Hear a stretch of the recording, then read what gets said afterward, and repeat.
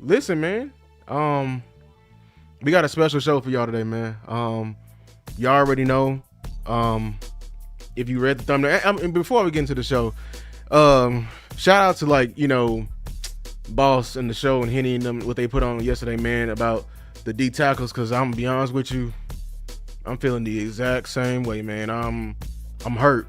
I'm really hurt about how they treating this position. I didn't already put out a video on it, and I put my heart and soul, but shoot, I'm thinking about doing some more work, educating some more fans on what's going on, about D tackles, because I think just people don't understand the position. Yeah, it's really sad. Like, people don't really understand nose tackle, because like the way we treat this position and the way I want to win so bad, it's annoying. I wish we would prioritize it. Just get it out the way. And like, we're just asking for the bare minimum, man. Like, the bare minimum. That's it. So, but look, if y'all super chat, I'm gonna come back to it. We got a whole nother show, that we're gonna go over, and stuff like that. But let me switch the vibe up real quick. My bad, y'all. Let me switch the vibe up real quick, man. Hold on. Hold on, I don't want that. No, not that. Let's switch it up, because we got business to handle today. We got business to handle. We got business to handle. We got business to handle today, man. Yeah. Ty Church, we asking for a Raekwon Davis, man. Bare minimum. But let's get into some solution-based content, because that's what we do around here. If y'all don't know, we solution-based. We football savants. You know what I'm saying? We appreciate the little things. You know what I'm saying? Just, you know what I'm saying? So we've been in the series, winter battles. Thank you for everyone who tuned into the last show. It was on winter battles, and in particular, it was this what I call SOS, was staying on schedule, which the Cowboys, have failed to do in the crucial times, even just period, because it shows up, in the playoffs, in the crucial games. And I feel like these guys, don't pay attention to that. You know what I'm saying? When we're constantly getting off schedule. But now I want to shift towards another winter battle positioning. Yes, sir. And we all know about it. Of course, fighting the battle is important. Fighting the battle is crucial. But what's even more important is positioning your troops in the correct spot and in the correct position. I got a bunch of stuff, in here to, to show this, to explain my point. Hold on. Sorry, let me see. It's messed up. My bad, y'all. I got some examples in here to show my point. But I've been feeling like, when I meant by battle positioning, of course, I'm talking about field position, the field position battle. These are, as we know, football is a game of inches, which means whenever, whenever we have a play that goes our way, whenever we have a chance to work with some short field or pin somebody deep, and we get it, I feel like the Cowboys never, ever take advantage of that. So we're going to do something a little differently. I told y'all we're going to hit it all today. You know what I'm saying? We're going to do something different. Like, I'm not going to be like what's popular. This video may not even be, getting as many views, because we're going to talk about something that people don't talk about, is special teams. Nobody really talk about special teams, man. And we gonna hit special teams today. So why do I feel like y'all should hear me on why me, the offensive lineman, why I am, warranted to talk about special teams, Lou? Lou, did you play punt? Nah, I didn't play punt. But I played, being an offensive lineman, you kind of, volunteered to play, on field goal. You know what I'm saying? And there isn't no field goal meeting.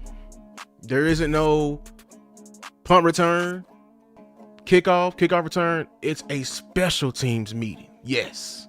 So that means I had to sit there through all the phases and learn the phases and be a student of the game and actually, fill my brain up, my football brain up, never stop learning. We don't stop learning here of even, the special teams. So why do I feel like I'm, warranted?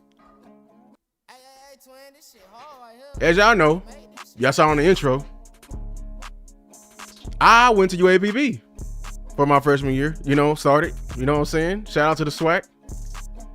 And I had the honor, never ever happened this before. I had the honor to play with an all-world punter, a NFL level punter. Matter of fact, he's still in the league right now. You know what I'm saying? Shout out to everybody in the chat, man, coming in, man. Make sure to hit the like button, man. Subscribe to the channel. You see what we doing? Y'all motivate me, you know what I'm saying? But like I was saying, I had the opportunity to play with a dog. Who is this guy? His name is Jamie Gilliam. Jamie Gilliam, look him up, punter. I think he's on. He was drafted by the Browns, and a couple of years ago he was on the Giants. I don't know if he's still on the Giants, but he's definitely a punter. And he was probably the best punter I've ever seen with my own two eyes. Now, this man has all the records when it comes to punting. All the records. Some of the records include hang time. This is stuff I learned being in those. Oh yeah, he was drafted. Hold on. Yeah, he was drafted. Y'all let me know if my mic level is too low because it shows I'm clipping. But yeah, he was drafted. But what I learned from being with an all-world punter is how powerful of a weapon he is.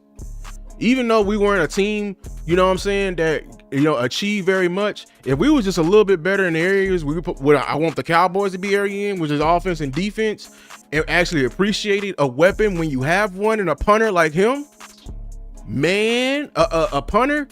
Hey, listen, the records he had. Well, first of all, let me tell you what a good punter would do.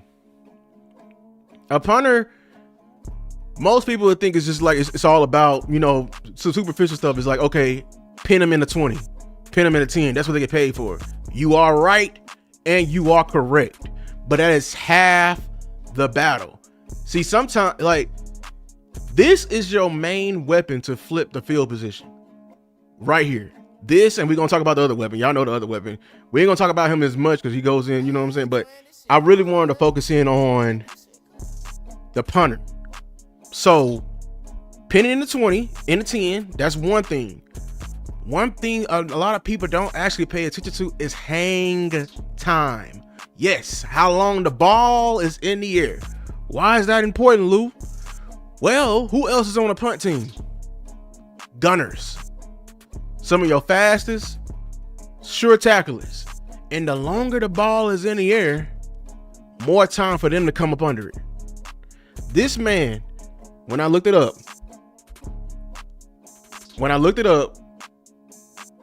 he had the ball in the air around 6 seconds. 6 seconds. He was averaging around 6 seconds. What is the average 40, y'all? Everybody running with 4.4s and 4.6. If he got the ball in 6 seconds, oh yeah, that means nobody, and especially if he aimed it correctly, no matter how short and how far the punt was, there was no returns, no flips in the return. A flip and return is if so a lot of punters do punt the ball great. You know, they'll punt it all the way to the 10. But if the returner gets it and he's immediately going north and south, them yards that he's going gets negated. You know what I'm saying? And so, yay, the punter punted back to the 10 and 20. But did he have enough hang time for his guys to get down there?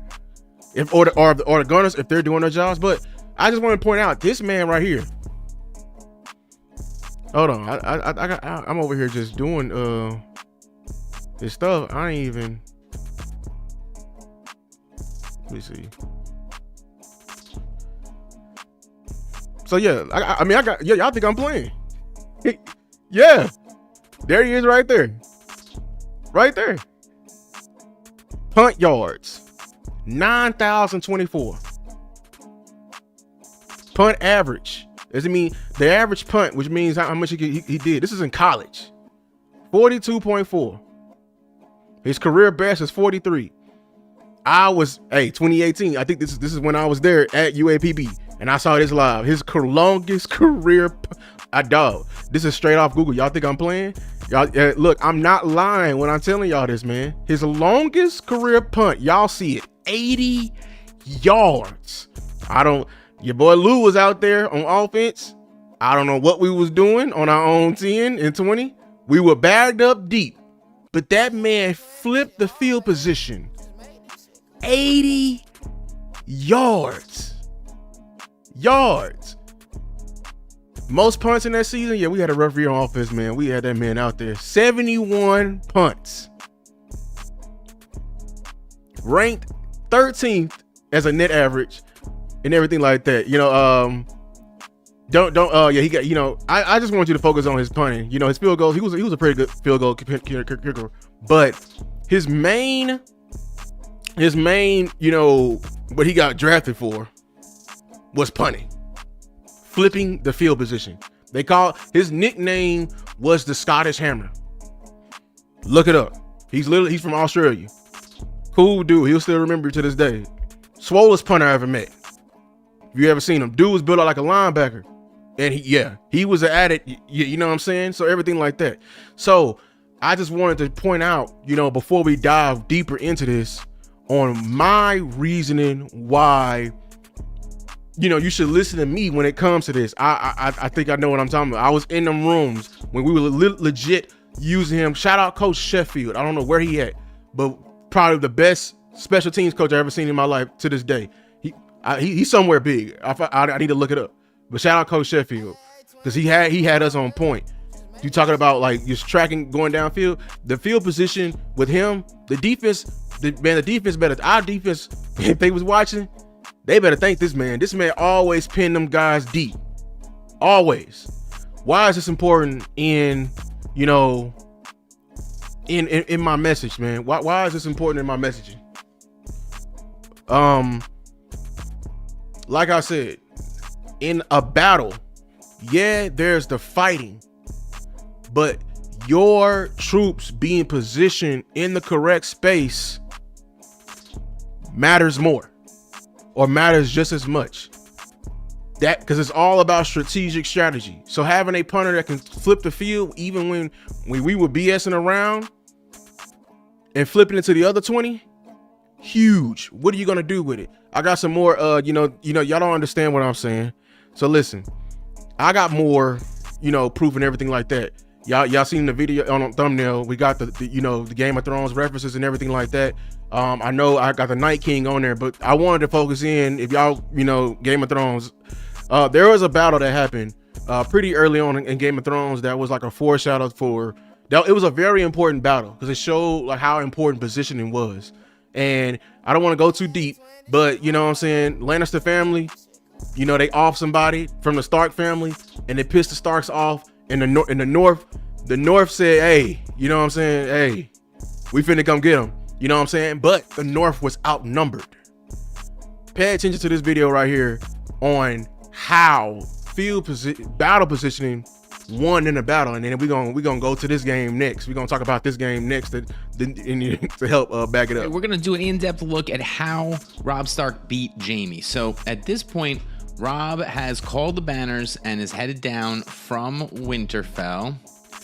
and made his way to the Twins and secured passage through the Twins over the Trident, which at this point is the Green Fork. The Trident splits into 3 forks: the Green Fork, the Blue Fork, and the Red Fork. So he now can have access to both sides of the river. And meanwhile, the Lannisters are sieging River Run. So that means that they have camps on all 3 sides of River Run, which kind of sits at the mouth of where pay attention. So he's saying where they came from. Fork. We're gonna pay attention to that term right there, fork. They came down one river. They secured one spot where they got them both sides to a river. But see how I just want visualize y'all may not know what Game of Thrones is and about. I'm gonna tell you right now. It's the North is Robb Stark, who's right now he's coming to avenge his daddy, but we don't care about that. And the Lannisters, it's between the Starks and the Lannisters. The Lannisters are a rich army. They outnumber them, but I just want you to show you the strategy behind how he won. The Red Fork splits into the Tumblestone, so they have 3 camps split.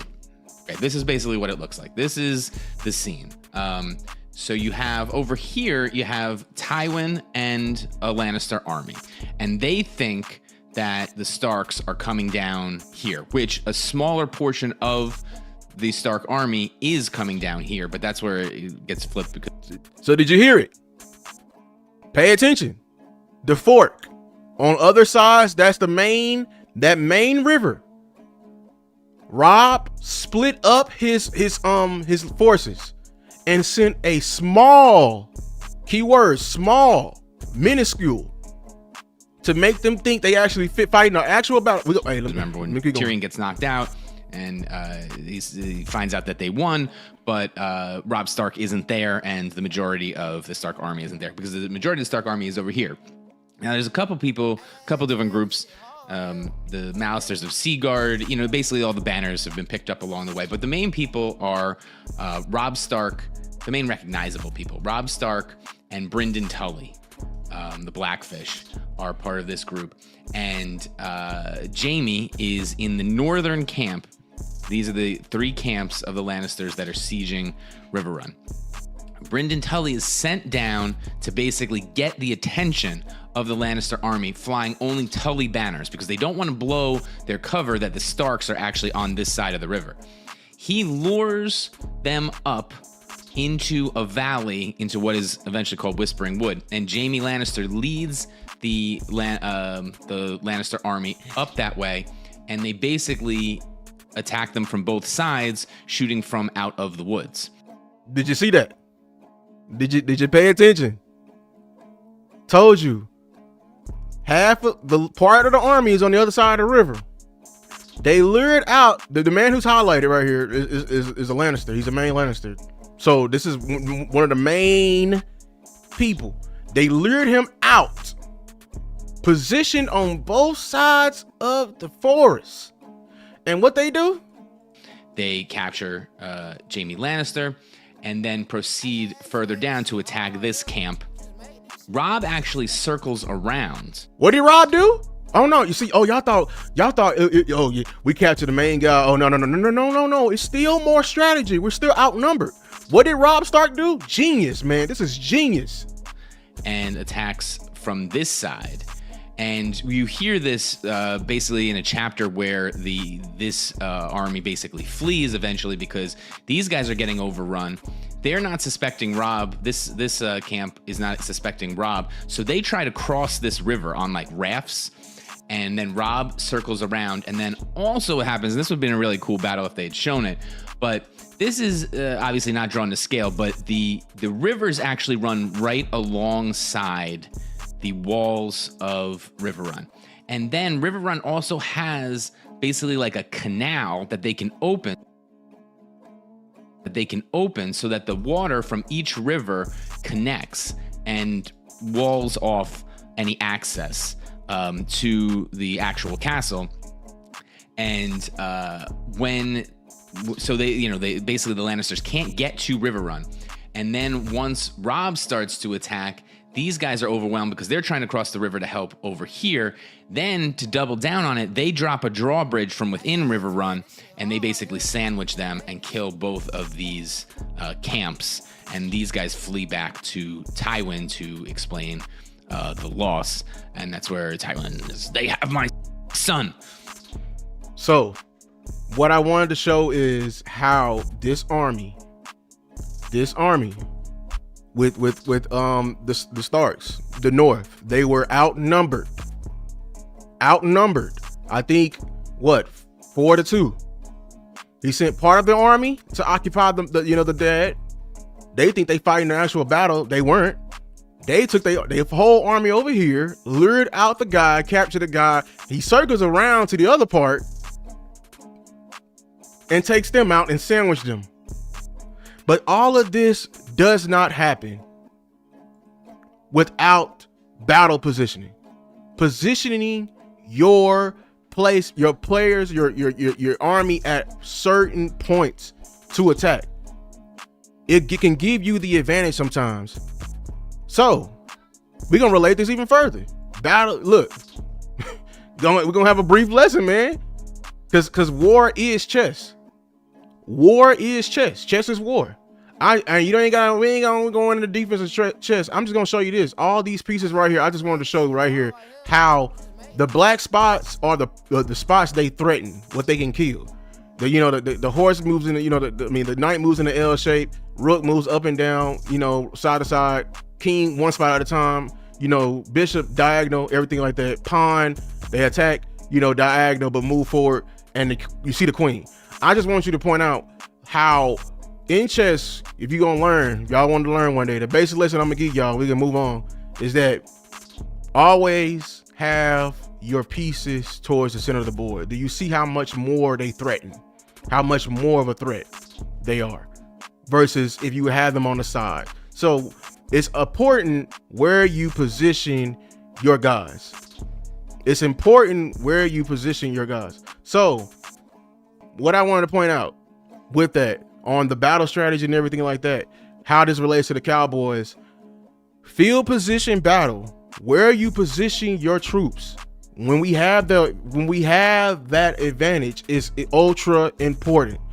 Punt is where this mostly happens. Special teams is where this mostly happens, and we constantly have failed to do this. Why am I so mad? Why are you so mad, Lou? Well, we gonna get to it right now. Hold on. Before we get to it, hold on. Why are we so mad? It's because this is 2022. But who am I talking about? I'm talking about the Cowboys punter.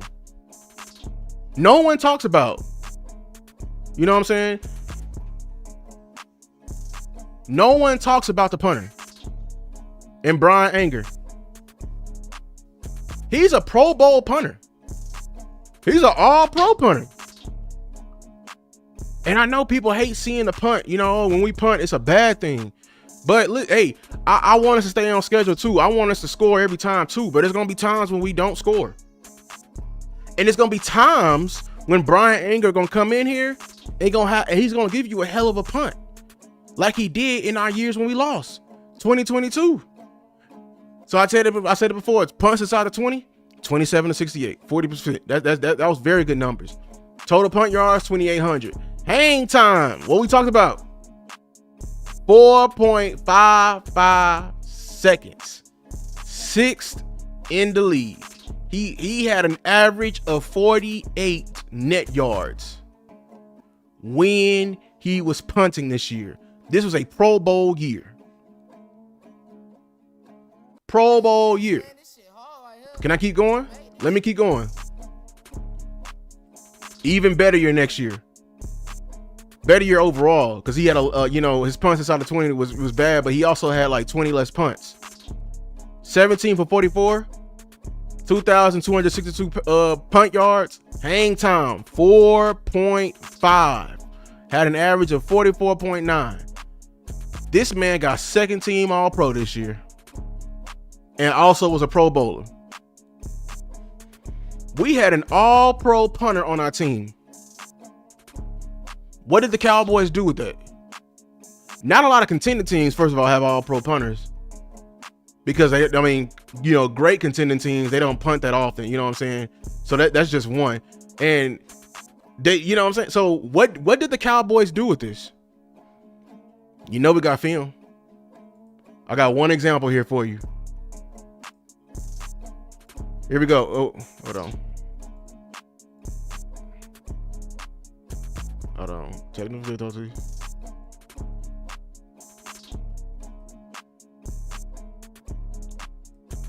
What happened to it? There we go. Okay.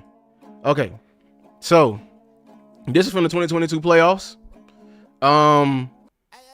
This is I know we in the middle of the game and everything like that, and people mad.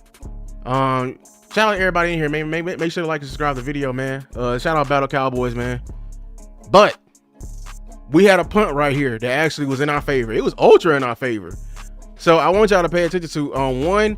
He did a good job right here on this punt. He got enough hang time for our guys to come down there. Like it's a different effect when you can get hang time and your gunners can get down there. Because not only can they get down there, you know what I'm saying, to make the tackle, sometimes they can get down there and rattle the returner, get down there to field the punt and everything like that. Here's an example where it went ultra good. He had a good punt right here, flipped the field, right?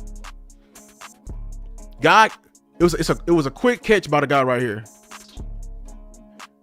But look at our gunners. We were already down there. We rattled him, right? Rattled him. He caught it up high.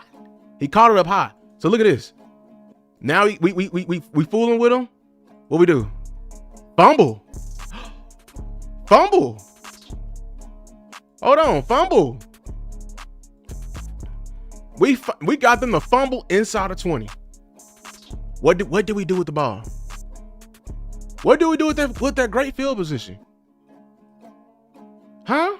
What we do? Jet sweep. You know how many times hey. Oh no. Oh, hold on. No, I gotta say this right here. I get sick and tired when the Cowboys run a damn jet sweep. Oh, I get sick and tired when we run a damn jet sweep. First play. This is that McCarthy bull. Actually, this is 2022. Is this I'm blanking. I did so much work, y'all. Is this Kellen Moore or is this McCarthy? This is Cowboys OC BS. How about that? First play in the damn red zone, you running a damn jet sweep. We in a red zone and you running a damn a lateral play. But guess what, Cowboy Nation? We didn't do just one lateral play. We did two. Bowl screen. Luckily, you know what I'm saying, we got numbers over here. Got a little something up here. First down. What we do next?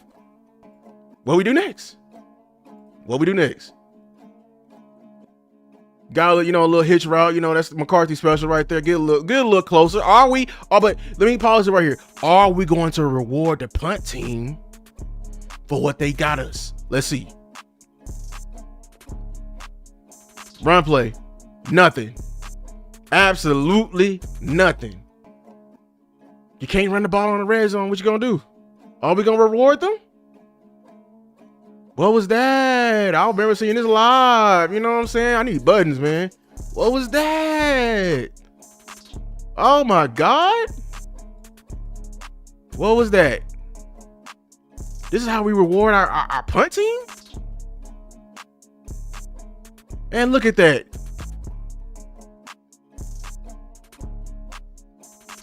Look at that. What's that? A field goal. A damn field goal. A field goal.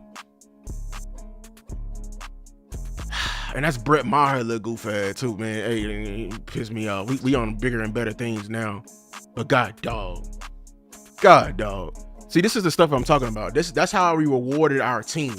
We had an all-pro punter that year.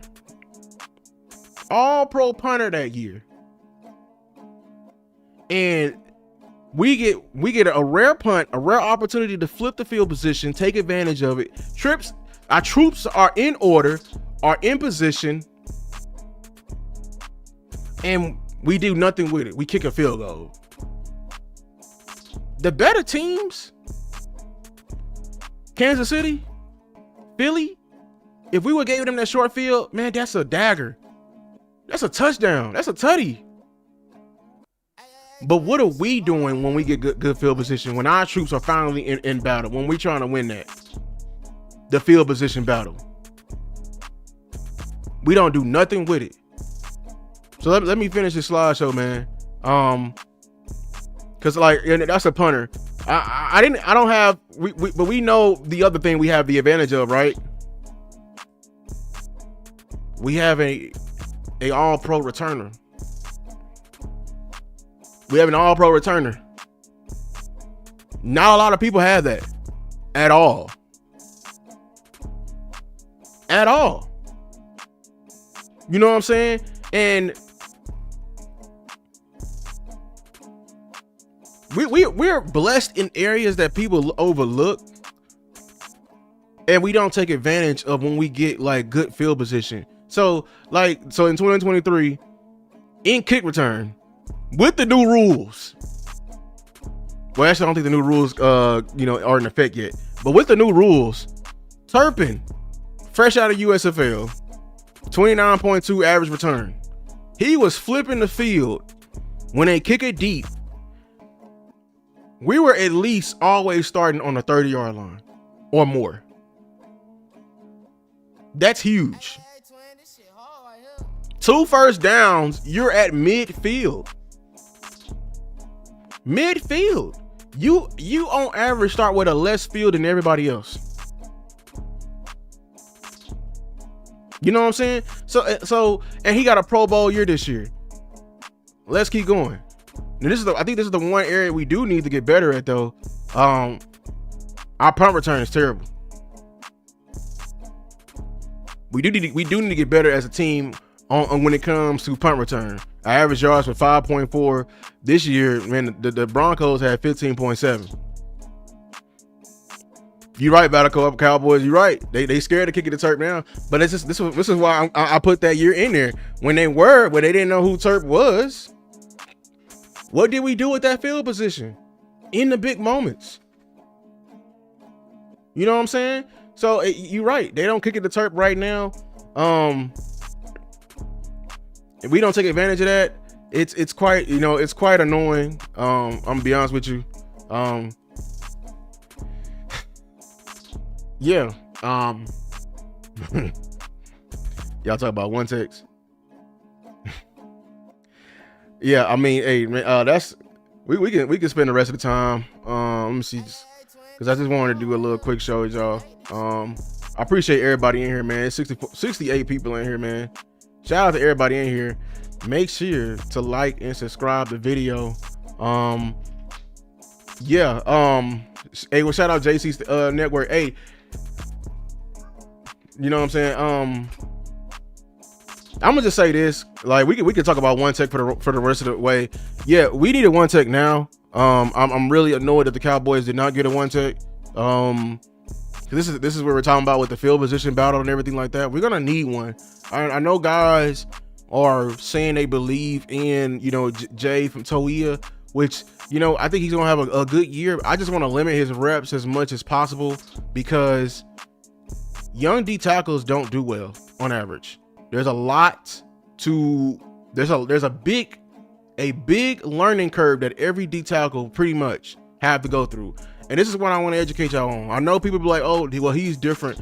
The only people who's different, and this made me change my whole aspect on D tackle. The only people who came on the ground running were people who were like Ndamukong Suh, Aaron Donald, and etc. Not even the number one D tackles in the league right now. None of them were doing anything on their year one. They were drafted and stashed and learned behind quality veterans. This is why, you see guys pushes, like me, like Boss, like Henny, pushing so hard for a veteran, because a veteran, that position is a position of humbling, man, and they need a constant, on the job training when it comes to that position. So we need a veteran one tech in here. One tech. This is my thing. You right about Cowboys. I don't understand why people don't understand that this position takes the longest to develop. It takes the longest to develop. Y'all know the position that takes the longest to develop in basketball? Center. Center takes the longest position to develop in basketball. Our Mavericks, when Luka was here, we tanked for a center. Got a top 10 center in Derek Lively. Do you know what we end up doing? One of the biggest moves we did that propelled us to go to the finals. We went to go trade for Daniel Gafford,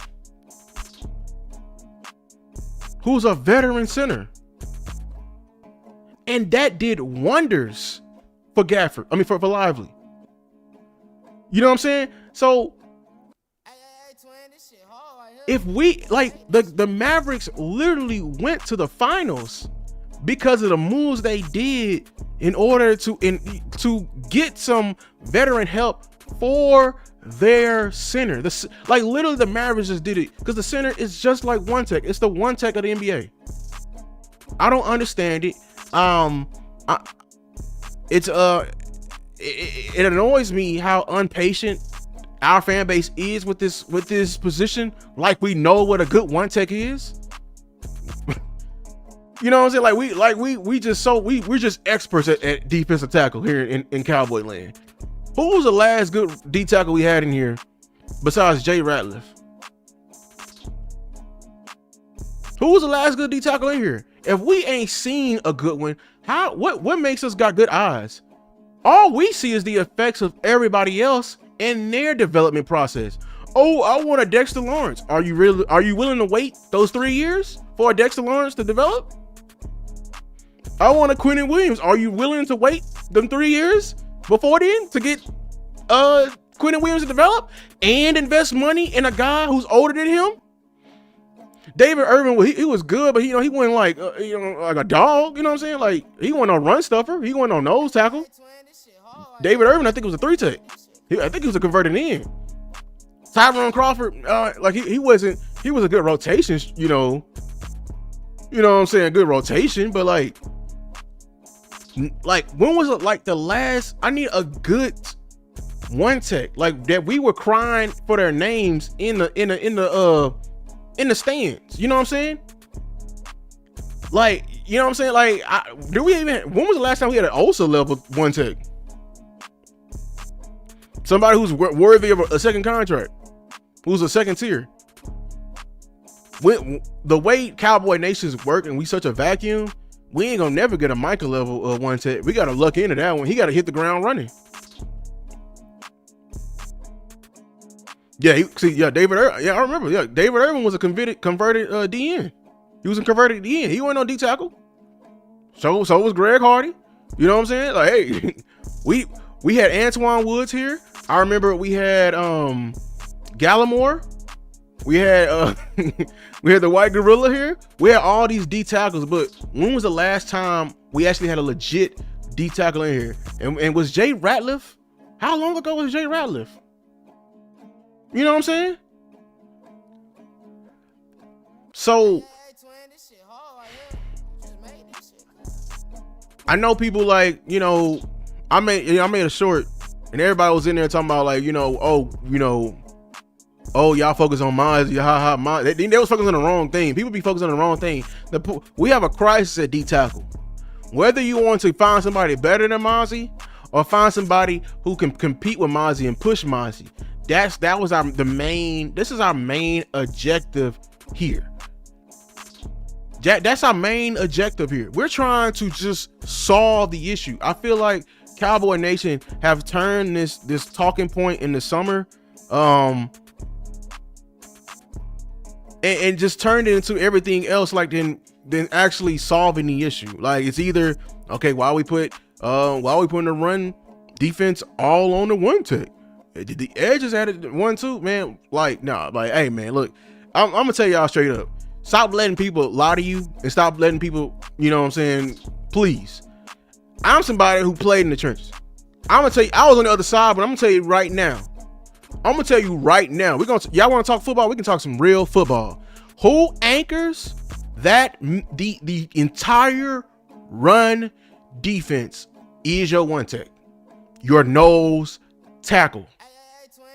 I didn't show you all these battle metaphors, chess, Game of Thrones, everything like that.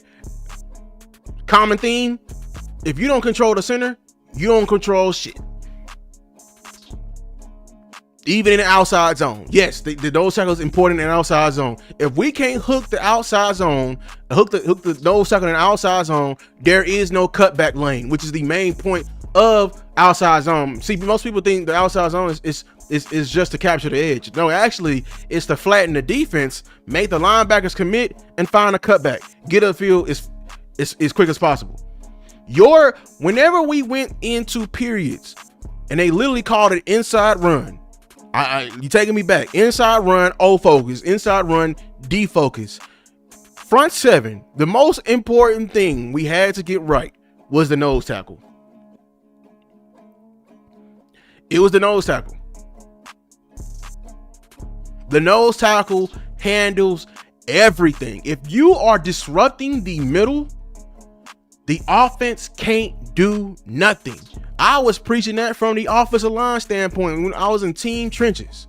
I was literally saying if our middle was messed up, and I was literally showing the proof to everybody, Dak is over here struggling because we literally can't get the guys in front of him in order. He can't step in the throws, everything like that.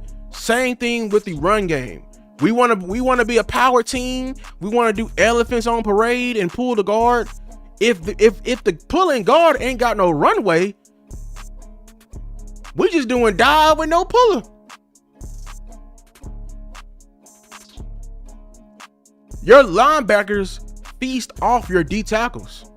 Yes, good linebacker play can overcome some things, but when the winner battles, when the going gets thick and the thicks get thin, when it's time to really knuckle up, and the O-line is not giving any inch, and they're moving that D tackle, and that linebacker can't scrape over in time, just 1 second, a game of inches. What are we gonna do then? What are we gonna do then? These are the things we have to prioritize, man. Because and shout out to Battle Cowboy. He said we should have drafted one. Somebody said we should. Listen, if y'all remember me, so this is what people Battle Cowboys, people was getting mad. Like what I was getting mad at with people for me being on Team Trenches. They were like, "Oh, why were you pushing for a D lineman?" If y'all remember Boss's show during the season when we started the draft process, the early, I came in, called in the Boss's show pushing what? D tackle. I was one of the first people to tell Boss, "Hey, Boss, this is a generational D tackle class. If you think I'm lying, go check my work. That is my most viewed video to date." I was high on this D tackle class, but I'm not gonna be somebody who's just downtrodden or just you just head hard-headed in my facts if I'm actually met with legit pushback. And Boss, OC, all of them came back with legit pushback. Listen, Lou, I know you want a D tackle, but unless he's Ndamukong Suh, Aaron Donald, do you hear the names I'm saying? Aaron Donald, unless they're those level freaks of nature, he's not gonna hit the ground running straight away. And I had to look at myself and I said, man, who's my number one D tackle? Mason Graham. Do I think he's Aaron Donald? I think he was Aaron Donald like he had some things he was Aaron Donald like. He wasn't Aaron Donald, so is he gonna hit the ground runner? No. So if my best D tackle on my board is not gonna hit the ground running, no one is gonna hit the ground running. Absolutely no one's gonna hit the ground running. Even the guys up under him. I love Kenneth Grant, but Kenneth Grant had clear deficiencies and flaws. With him, he had the same flaws as Jalen Carter, actually. Conditioning. You know what I'm saying? And you saw Jalen Carter the first 2 years, he was a non-factor because he fell off at the end of the year because he ran out of gas. Because we're asking, in the video, it's important to say, y'all asking these guys, these rookies, from playing 10 games to now playing 17 games, mixed in with the fact we got an Aaron Whitecotton who's a high pursuit coach who's going to want these players to exhaust all of their win. You want that. You're hanging your head on that. Shout out to the guy who just came in here and said, Jay Toy, well, hey, hold it down. Respectfully, Alan Hayes, I strongly disagree. And Boss and Henny should have shot that down. Everybody who's doing that should have shot that down a long time ago, because they literally showed you proof. It's a problem. They showed you proof of the last 15 years of every defensive tackle taken, including all the ones taken in the 7th round. Only one came out the box hitting, and that was DJ Reader, who we're asking for. That's who we wanted to trade for, DJ Reader. You know, Alfred Collins was there in the 3rd. No, I think he wasn't there in the 3rd. Remember?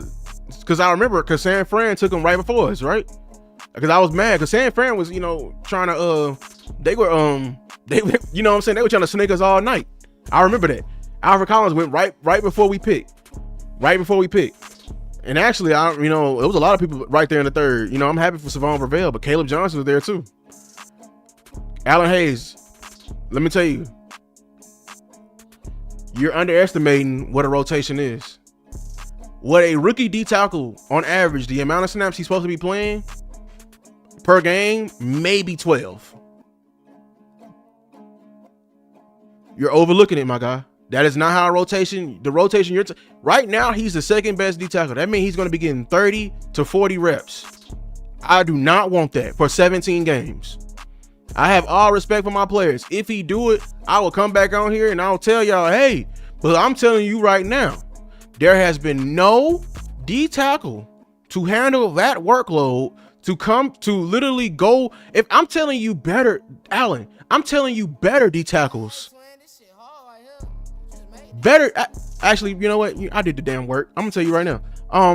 The Lions, y'all know who they picked in the 1st round?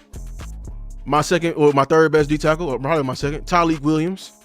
You know what level, what role, number D tackle he is on the depth chart? He ain't number 1. He ain't number 2, and I don't think he probably number 3, because they paid the guy out, Aaliyah McNeil, the one who got paid off Zach Martin, who literally got paid after whooping Zach Martin because he was hurt. And then the guy behind him is DJ Reader, who we trying to trade for. No, Tyleik Williams is going to get the amount of reps I'm talking about, and he's a 1st round pick. Allen, listen to me. If the 1st round pick, who was clearly better, y'all was here with DC Universe. We love Tyleik Williams. I called Boss. I was like, hey, Boss, you right. He is athletic. He is strong. Tyleik Williams, I can guarantee you, we're going to barely see him, because other teams know how to do it correctly and actually take your 1st round D tackle and stash him. And yeah, he may not play. He may not play a lot the first couple of years, but we're getting him right. He's getting that peanut butter, as Vosh says. He's getting stronger. He's getting more in shape, and most of all, he's getting quality developmental reps. See, hey, that's the part y'all don't understand. See, I don't want to put you on the spot, Alan McNeil. Oh, there's a rotation. See, rookies need developmental reps. You know what developmental reps? That developmental reps and what Mozzie's getting this upcoming year ain't the same level of reps. That's when we throw him in here, on a play or on a drive, we feel like, we can afford to lose, or he getting in there garbage time and actually taking on some blocks or preseason. You know what I'm saying? But the problem with us Dallas Cowboys as a whole, we do developmental reps versus Green Bay in the thick of it, or developmental reps week 1 at Philly after they hang the batter and their fans are calling to whoop our ass. Week 1 after Saquon almost broke the damn record, the rushing record, and you want to throw a damn rookie out there, and me know who was the real reason for that run game? It was that O-line, that nasty O-line, who people have consensus as the best offensive line in the league, and you want to throw Jay Toia, Jay from UCLA, who was half his damn career was going up against Pac-12 trenches. Pac-12 is dead, but I'm sorry. Pac-12 trenches? Not even SEC. 1 year with the Big Ten. Pac-12 trenches?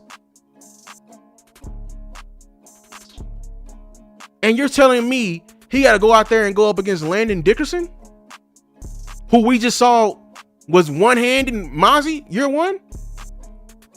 Mozzie, who was the first round pick? And Jay Toia, who's the 7th?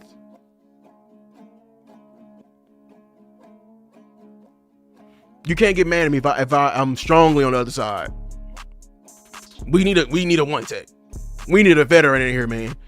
Yeah, I know we're gonna have a rotation. Can my rotation be with Mozzie and then DJ Reader, or Mozzie, DJ Reader, and a Raekwon Davis? Oh boy, hey, look, Battle Cowboys. Will we ever complain again if we get DJ Reader and a Raekwon Davis? I would never complain again, Cowboy Nation. I swear to God, I won't. I might even let running back rock. No, I won't. I'll let cornerback rock for sure. If you give me 2D tackles, I'll let cornerback rock.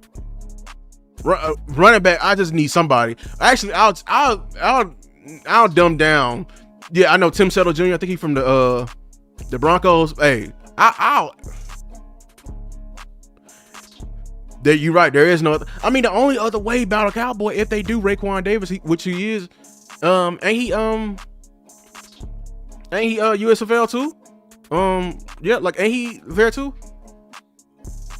And I mean, there is Sika Ika. He's not. Damn.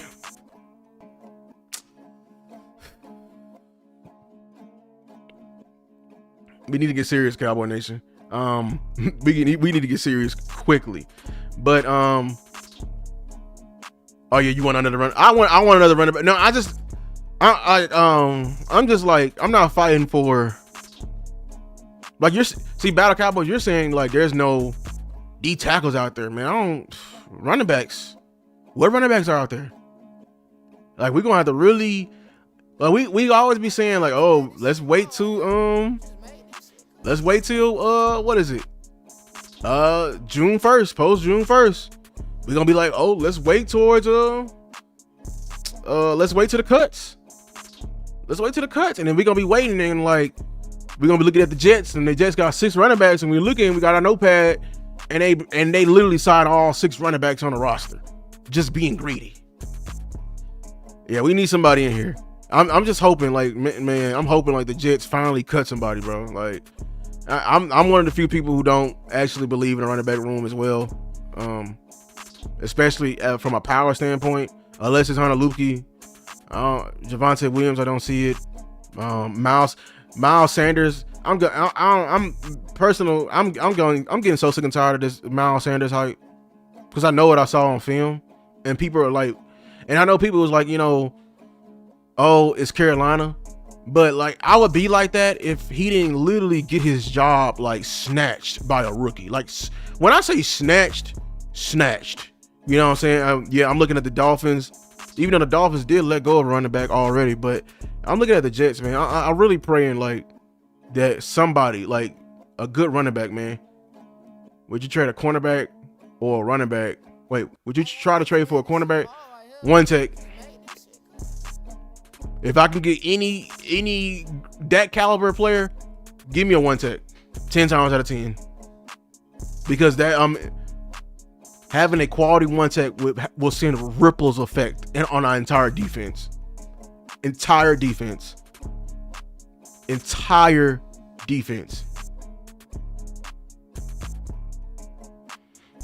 See, Alan, did you just hear me? I literally just said one tech takes the longest to develop. Why are we naming edges? Why are we naming edges, Alan? The edge position is probably the easiest position to translate from the league, especially if you're a pass rusher. All you need to do is come in here and get sacks. The biggest hurdle for everyone to when they kind of come into the league is to defend the run. That's where grown men are made, and that's where it's hard to learn that coming from the college, going to the pros, on how to take on blocks, on how to, properly set your anchor, properly, seek out on a block and actually see where the flow is going. There is a big mental curve. We can't say, and then you name it Micah Parsons out of everybody. He said, shout out Ratio. He said, feel the Godfather Mafia. You already seen me. I hope Mafia's our only legit chance at a power back, but I don't see it in him either, especially on his film. And he's coming off a shoulder surgery. And I'm just sorry, to be a power back and you need a head of steam to run somebody over. Oh, you said Jeff Wilson? I'll take Jeff Wilson. But I JV people, I want my power runner though. I want my power run. We don't need another scat back. We need that's the only thing. If we're gonna go to committee approach, we just missing a power guy. Because y'all saw me put out that D tackle video, running back video. All them coaches are talking about, they talking about running the ball, but they talking about running the ball a specific way, a power runner. If y'all look back at Schottenheimer's past, who was the running back who had the most success? It was a dog. It was Chris Carson out of Oklahoma State. Big, powerful runner. You know what I'm saying? Big, powerful runner. So I think Shotty is saying something. Who was this that Clayton Adams had? Was James Conner. James Conner ain't no, you know what I'm saying, somebody, you know what I'm saying, fast. We need to be focused on power runners, especially if we're trying to run in between the tackles. Yeah, I know, Rachel. I know KaVontae, he did run hard, but it's been so long. And then Brian Broaddus spilled the beans. He had a phone call with Sean Payton and asked him about it. And he said 3 trigger words. He said he can pass block his ass off. He can catch balls out the backfield. But when it's time about running in between the tackles, he said he don't know if he got it. I had this look like that's what we need him to do. So my only thing with him, it's been so long since his rookie year. You know what I'm saying? And then he broke multiple tendons in his knee, y'all. Whole knee was gone. So if he does work right off back, Ratio, how long he's gonna last? And he said, somebody said I ain't mentioned Jadon Blue, man. Y'all know how I feel about Jadon Blue. I'm a Texas fan. People be coming at me, and I'm a Texas fan. I've been watching Blue since he came in the league. I'm a legit die-hard Texas fan, y'all. I know our running backs, and we are RBU. CJ Baxter, Contravion. It was Contravion. I forgot his last name. Trey. They called him Trey. That's who our running backs were. You know what I'm saying? I think he was probably here with Bijan. That's when you think about Texas running backs, those who you think of. Shout out Jadon Blue, fast and everything like that. But hey, man, to try to get Braylon Allen for the Jets, but the Jets they gonna make you pay an arm and a leg for that Battle Cowboy. They like Braylon Allen right now more than what's the guy name? Number 20. They like Braylon Allen more than what's his name? For sure. Breece Hall. They definitely did. And if you listen to this Jets Nation, because I follow some podcasters who are Jets fans, they were wanting Braylon Allen more than during the season. They wanted Breece to stop getting carries. Yeah. Bracia, go watch. Shout out to Vox. It was on one of their podcasts that one night. You got to go watch. And then DMV literally put the clip in his video. So you go watch that DMV because he put our clip when we had a show on there. But yeah, like Brian Broaddus literally mentioned to Sean Payton himself, and he literally said out of his mouth, I wouldn't trust him running in between the tackles. That's why they let him go. This is why as Cowboy Nation, and why we so good at pushing positive, or pushing winning or solutions. when we get somebody, even though it's for the cheap, I pay attention closely the team, how they fill in that void. They fill in that void with a rookie, and I think they got 2 injury prone guys also.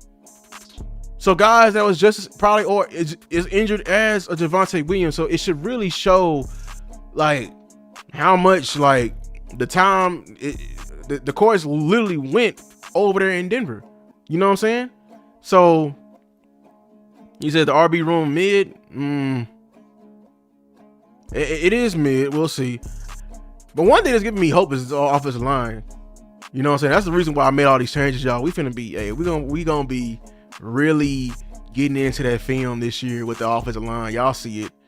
Y'all see it. Y'all see it. He said all we need is a running back big enough and strong enough to come. Yeah, man. Rest in peace, Marion Barber, man. Rest in peace, man, Marion Barber. I want that. If I can get that back, Carl, you hit it right on the head. That's all I want. Right there. I swear, if we can get somebody resembling the style of Marion Barber, I'm cool with Blue. I'm cool with Javonte Williams on this roster. Somebody gonna get pushed off. They saying Miles Sanders. I'll let Miles Sanders rock. I really, I'm really hoping, Deuce Vaughn can actually come in here and like get a fight and just, you know what I'm saying? But that running back room, like it's too much redundancy and it's too much. I need more.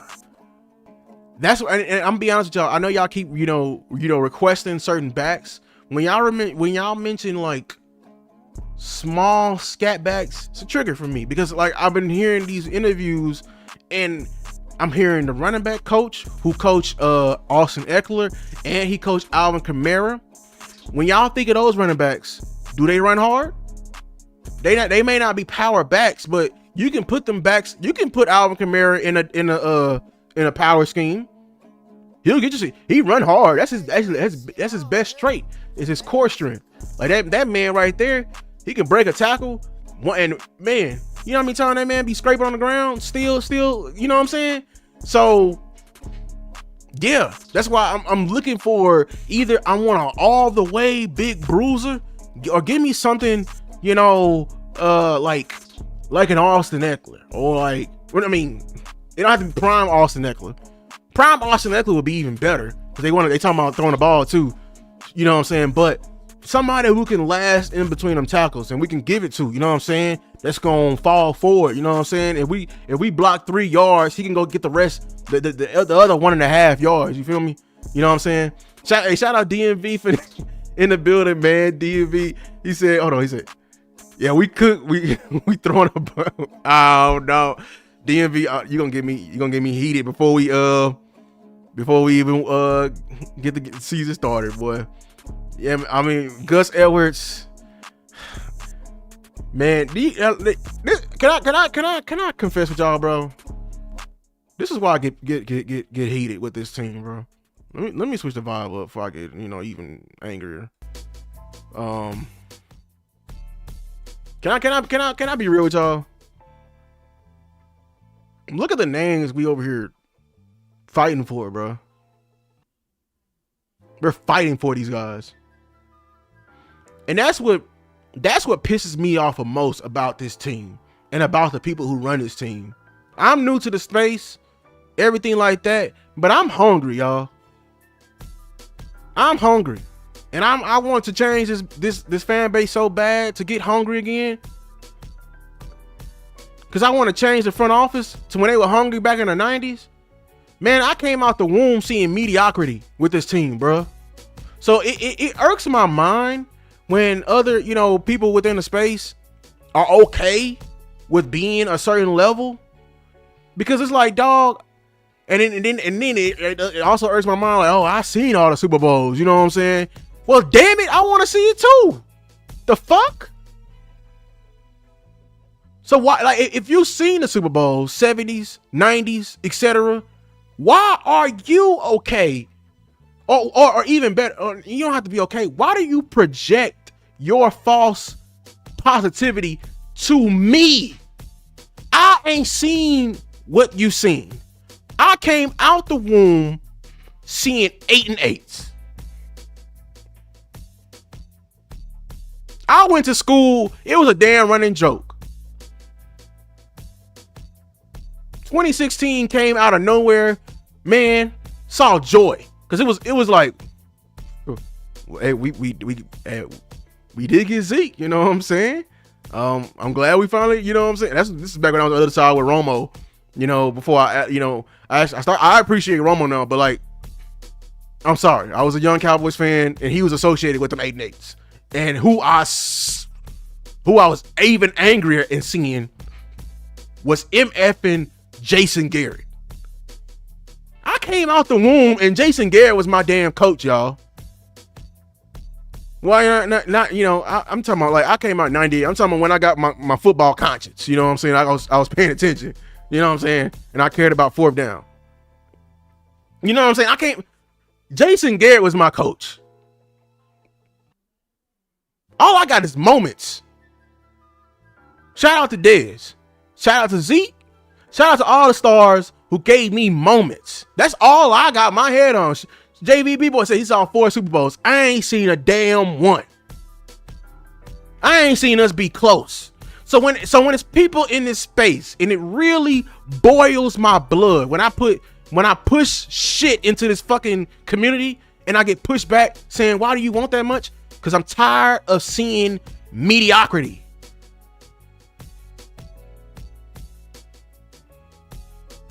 I'm heated, dog. I hate that this fan base is so big, but at the same time, I look around, we the only fan base that get bull. We the only one. The Lakers don't take it. They got a championship culture. Let this shit happen in LA. They're gonna riots part 2.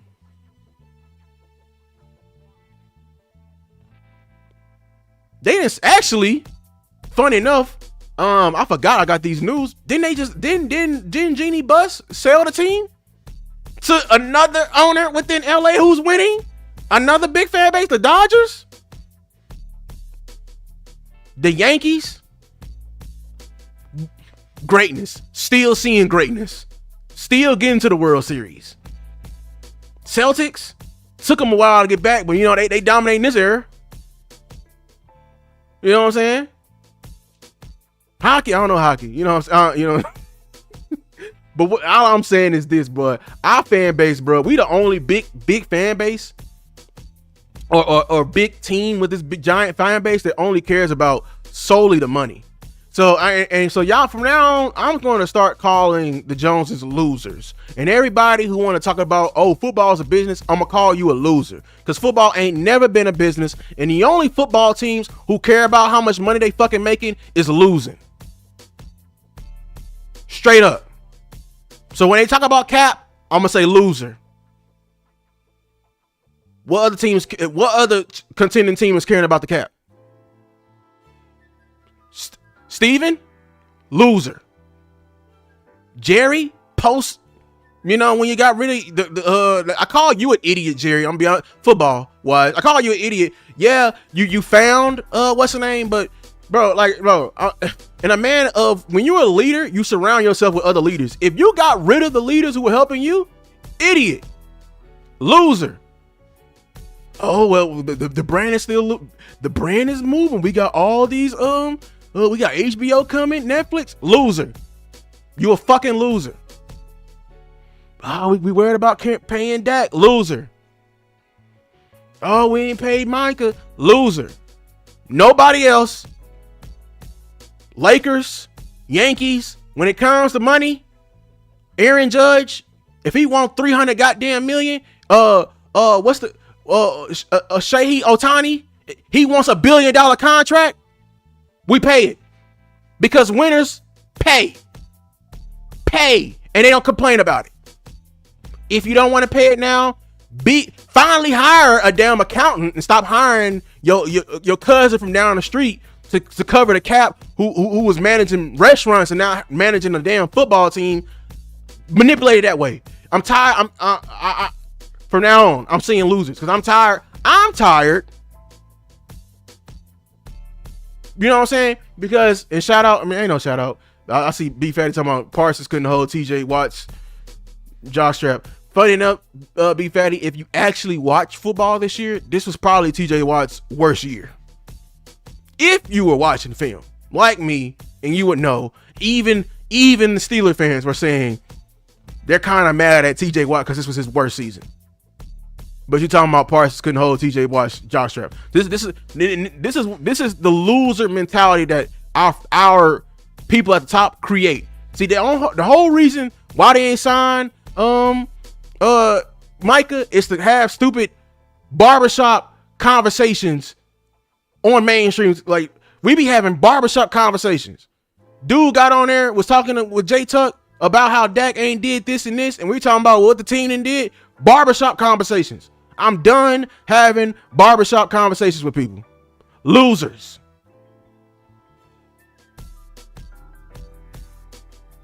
Take that back. The only team that's did the same thing as us, the only fan base that did the same thing as us, is the Bulls.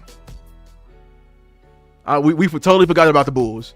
They did the exact same thing, but they were doing it. Jerry, yeah, you know what I'm saying. Krause was doing this. Jerry Jones did. We saw the damn documentary at the end. Thought he was bigger than Jordan. Said he can go find another Jordan because he found Jordan. Loser. And you ain't been back. Take that back. I forgot. The Bulls are the only fan. There is other fan bases that actually are dreading just as us. And they doing the exact same thing, flaunting, because I think the Bulls be selling out every home game still to this day. Look it up. And they get out there and flaunt it. Still ain't you drafting correctly, everything like that. But I think the Bulls just suck. They ain't blessed as us. Because we actually, like, the Bulls ain't found like a player since D Rose, and then D Rose, like, that was very unfortunate. You feel me? You know what I'm saying? And they ain't found somebody since then. We had Dez, we had Tyrone Smith, we had Zach Martin, we had all these greats come through here. All these greats come through here. Witten, we can draft. That's our whole MO. That's our whole MO. We ain't got the damn. I think the damn Bulls just suck. You know what I'm saying? They just cursed. You're right. Yeah, they just cursed. You know what I'm saying? They're actually trying to get back. Actually, they do some idiotic things though. DMV. Like, if I had time to get in the NBA talk, they didn't trade away some key guys, you know, for the free. And actually, like, you know, but we, on the other hand, what is our excuse? That's what pisses me off. People fighting DMV about running back. Barbershop talk. Loser. I'm literally finna start saying it on Twitter. Bold face in front of people. Straight like that. You telling me, let Jadon Blue talk. I'm gonna post a damn pic of all the other people who picked up better running backs than you, and how they got veterans in here right behind them to drive competition, and you over here protecting the guy. Loser. Barbershop. Oh, we'll let Jay from UCLA cook. Loser. Barbershop talk.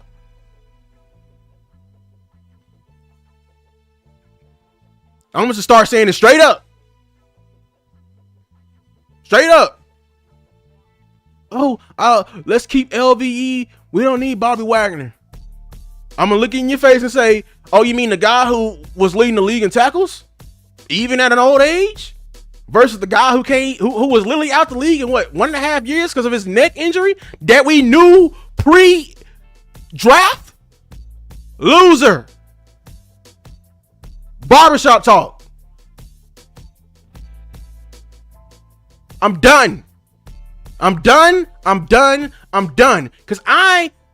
like I said, I was born into this mediocrity shit, and I'm done with that.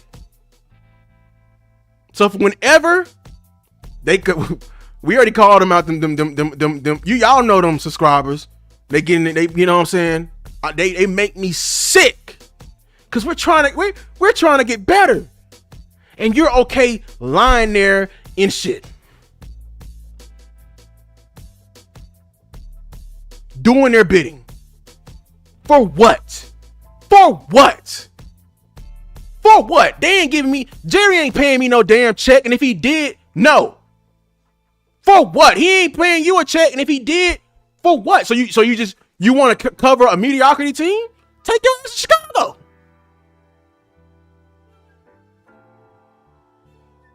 Rookie year only, JV. Rookie year only. You know what I'm saying? And all we care about, you know what we care about? Oh, Brandon. Loser. Loser. Kansas City, they throwing up banners. I hate Philadelphia. They throwing up banners. They're going to be remembered. Immortal. They're immortalized. Their kids are going to memorize this shit. Wow, when did we start caring about that? We want to be put in business books now and shit. Sell the team, take your ass to oil. We still remember Zuckerberg, Steve Jobs, and shit like that. Go be remembered that way. Stop messing with my football team. I went on longer for what I said, but y'all get my point. I had to get my frustrations out there because boss said some shit that really stuck with me, bruh. As somebody who was born in this shit, we be experimenting with fucking contending teams. Steven loved to experiment with contending teams. Contending teams.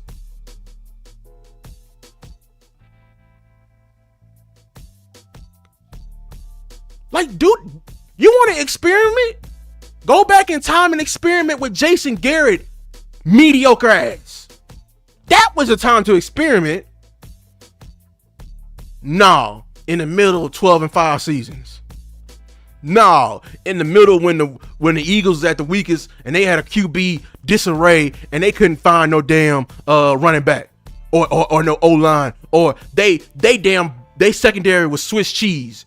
No, during when the damn Giants are transitioning from their legendary quarterback era, Eli Manning, still a legend. You know what I'm saying? When they had them runs, when they're transitioning out, you want to experiment then. No, when Washington is over here finding bust after bust after bust after bust at quarterback, you want to experiment some shit then. What is wrong with you? Football?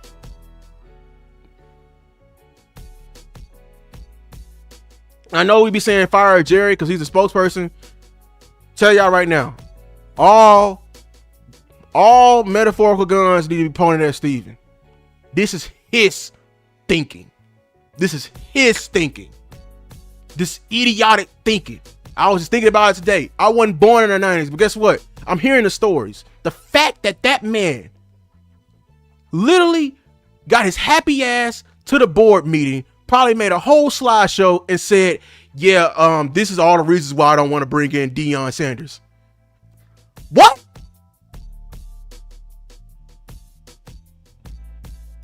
Barbershop talk. Loser. Oh, I don't like his attitude. He's going to command money. We talking about saving money and we trying to hang banners? That's somebody who ain't never played football before.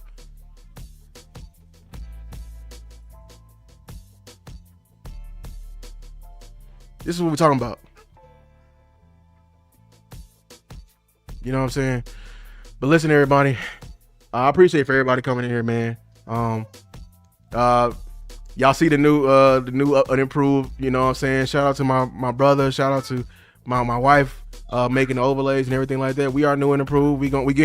We're ready for this season coming up. One more part in this series. What I'm gonna do for the series. I know we didn't veer so far from the series, but this is what happens when they make dumbass moves on a Tuesday evening. You know what I'm saying? On the day before Juneteenth too. I can't even have my barbecue in peace. They want to make dumbass moves of cutting a 1 tech for a 3 tech when we already loaded that 3 tech. And you know what I'm saying? Like if you would have brought in a 1 tech at USFL, I promise you, I wouldn't be this mad. But it's just, you know, I just let it boil over to a certain point, and at some point the water got to tip over out the cup. And because I'm telling you, we're gonna be right back here. I'm telling you, we're gonna be right back here. I know we are, y'all. I know how it's gonna go, and I'm tired of knowing the future. And I'm right here. You know, I'm tired of being the Oris, seeing the future, and I'm telling you how to prevent it, and you're not preventing it. Because at the end of the day, you just trying to make me talk just to talk. You know what I'm saying? So, shout out to everybody. Shout out to Generation to Generation, man. Shout out to all the content creators in here. JNY Blue. Shout out to everybody in here. Carl Willington. I keep telling people. Yeah, you're right, Carl. That's why I keep telling people. I know everybody says fire Jerry. He's just the figurehead. Jerry is like what, 80? Forgot how old he is. Most Jerry do is get on there on the interviews and talk, which I absolutely hate because we be trying to ask questions to figure out what's going on with our team, and he want to talk about option quarterback, Nat's ass, and all that shit. Like, you know, Jerry, shut up. We want Steven to talk because Steven's the one who's actually who you handed this damn organization to, which, yeah. But, he's like 89. Yeah, see, like, yeah. He's just a figurehead, y'all. Jerry's like 89 years old. You know what I'm saying? Like, he's getting up there in age. You know what I'm saying? So, Steven is now in control. The daughter, Charlotte, she's over the damn the cheer team.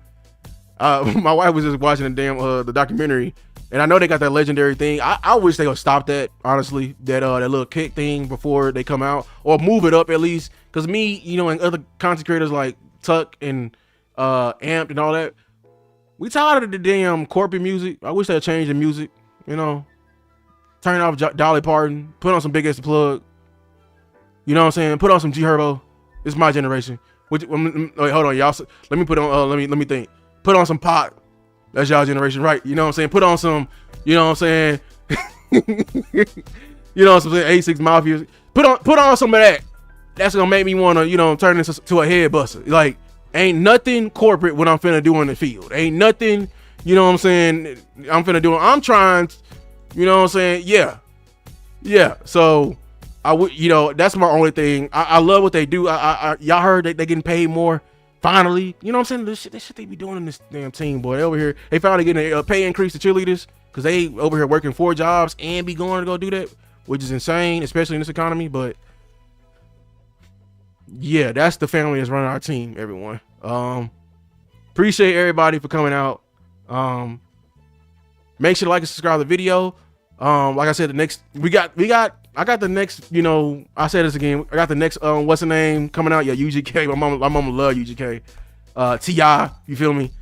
Got the next series coming out. But cornerback week, I did not stop my overviews. I actually just finished the video. I got to edit it. Cornerbacks. We got to talk about the cornerbacks because that's probably the most, you know, wishy-washy room. It can be make or break for us, you know what I'm saying? So, yeah, you know what I'm saying? That video is gonna be a movie. JC, if you're still in the chat, the war is still going on. JC, if you're still in the chat, we still going back at it. Hey, shout out to JC, man. He putting out movies, man. This competition is driving the whole community. We both putting out movies. You know what I'm saying? He over here killing me right now. It's okay. I'm new to the space. Wait till they know my name. You know what I'm saying? The worst thing they didn't gave me is a tomorrow. You know what I'm saying? If I can learn it, it's over. That's all I'm saying with this content creation stuff. You know what I'm saying? Hey, if I can learn it, it's over, JC. We making movies to educate you as a fan base because this fan base needs it. As you can see it, because we actually do have a lot more power than people give credit for. At the end of the day, they see us as a business. The customers drive the business. If y'all didn't know it, business one-on-one. Well, whatever the customer wants, if you want that money, you'll do what it takes. So we gotta. I know we be throwing darts at the Joneses. Gotta throw darts at our own people. You know what I'm saying? And let's convert them. Because if we got a unified voice, we'll get George Pickens. You know what I'm saying? But yeah, be on the lookout. Shout out to everybody, man. Yeah, man. Continue to show love to everybody like that, man. But we're gonna get up out of here, man. I appreciate y'all, man.